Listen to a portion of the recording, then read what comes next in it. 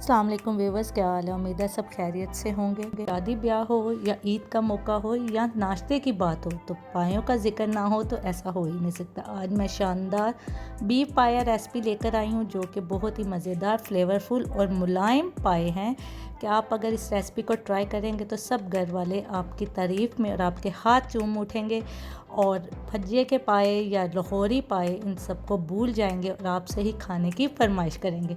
तो मेरी रेसिपी को फुल देखिएगा और लाइक का बटन ज़रूर प्रेस कर दीजिएगा। तो चलिए स्टार्ट करते हैं। ये मैंने पाए बीफ पाए लिए थे, इनको अच्छी तरह धोकर मैंने साफ़ कर लिया। एक दफ़ा पहले बाज़ार से भी दिलवा के लेके आते हैं और फिर मैं घर आकर भी उसको गर्म पानी से अच्छी तरह धोती हूँ।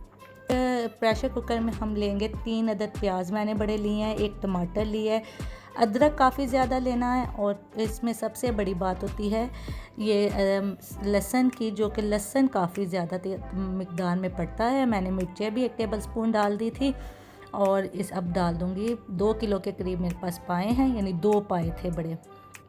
अब उसको डाल के मैंने थोड़ा सा ऑयल डाल दिया है क्योंकि जब ये पकेंगे तो पाए भी अपना भी ऑयल छोड़ेंगे।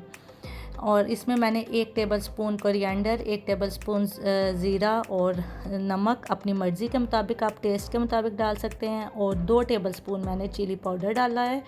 ये भी आप अपने टेस्ट के मुताबिक डाल सकते हैं क्योंकि पाए हैं इनके अंदर ज़रा स्पाइसी हो तो ये ज़्यादा मज़ेदार लगते हैं। अब हल्दी डाल दिया मैंने 1 टीस्पून के करीब, और अब मैं 2 लीटर इसमें पानी डाल रही हूँ। पानी डालकर अब हम इसको सब चीज़ों को मिक्स कर लेंगे अच्छी तरह तमाम एक साथ, ताकि पानी के अंदर भी मिक्स हो जाए। और अब मैं इसको जो है पकने के लिए रख दूँगी। आपने पहले 10 मिनट जो है हाई फ्लेम पर इसको पकने देना है। जब प्रेशर कुकर बोलने लग जाए तो आपने लो फ्लेम पर घंटा इसको पकाना है, मतलब मीडियम फ्लेम पर। अब ये देखें पक कर तैयार हो गए थे। 1 घंटा, सवा घंटा यानी मैंने इसको लगाया है। 1 घंटा हल्की आंच पर और 10 मिनट मीडियम आंच पर तो मैंने ये चूल्हे से उतार लिए। ये अब देखें उनका काफ़ी अच्छा ग्रेवी बन गई है। अब मैं इसमें डालूँगी बाकी मसाला जात। ये 1 बड़ी कार्डमम सी यानी बड़ी इलायची है, उसको डालते हैं, काली मिर्च है और मेरे पास गरम मसाला और दालचीनी पाउडर है। ये तमाम तीनों चीज़ें मैंने आधा चम्मच डाली हैं, आधा टीस्पून। अब अपने टेस्ट के मुताबिक डाल सकते हैं। अब मैं इसमें 1 गिलास और पानी डालकर और एक यानी ये 3 टेबल स्पून के करीब जो योगर्ट था वो डाल दिया, और इस साथ ही 3 टेबल स्पून मैं ऑयल डाल दूँगी इसकी बुनाई के लिए। इनको हम भुनने के लिए अच्छी तरह मैंने रख दिया था। 15 मिनट मैंने हाई फ्लेम पर इनको भुनना है ताकि अगर थोड़ी सी भी कसर रह गई है तो वो इसमें पूरी हो जाए। देखें काफ़ी अच्छे से जो है पाए वो टेंडर हो चुके हैं, बहुत ही सॉफ्ट। अब मैं इसको हल्की आंच पे 2 से 3 मिनट पकाऊंगी और फिर जो है ये स्ट्यू भी हमारा जो है यानी शोरबा वो भी काफ़ी अच्छे से, उसकी भी थिकनेस काफ़ी बैलेंस है, मुझे और पानी की ज़रूरत नहीं है।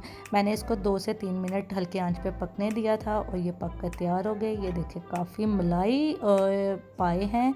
आप इस रेसिपी को ट्राई करिए। मैंने कोई बाज़ार के मसाले नहीं डाले, मैंने घर में ही जितने जो आपके सामने मसाले थे वो आपको दिखाए हैं वही है, कोई बिहाइंड द सीन कोई सीन नहीं है। तो आप इसको ज़रूर ट्राई करिएगा, बहुत ही मज़ेदार। मुझे तो अभी फिर इनको खाने को दिल कर रहा है। आप इसको नान के साथ, ये सुबह नाश्ते में या रात को आप इसको सर्व करें तो इसको एंजॉय करें। इंशाल्लाह सब घर वालों को बहुत पसंद आएंगे और आप मुझे दुआओं में याद रखेंगे। मुझे एक नई रेसिपी के साथ फिर मिलते हैं। मुझे दुआओं में याद रखिए और अपना बहुत सा ख्याल रखिए। अल्लाह हाफिज़।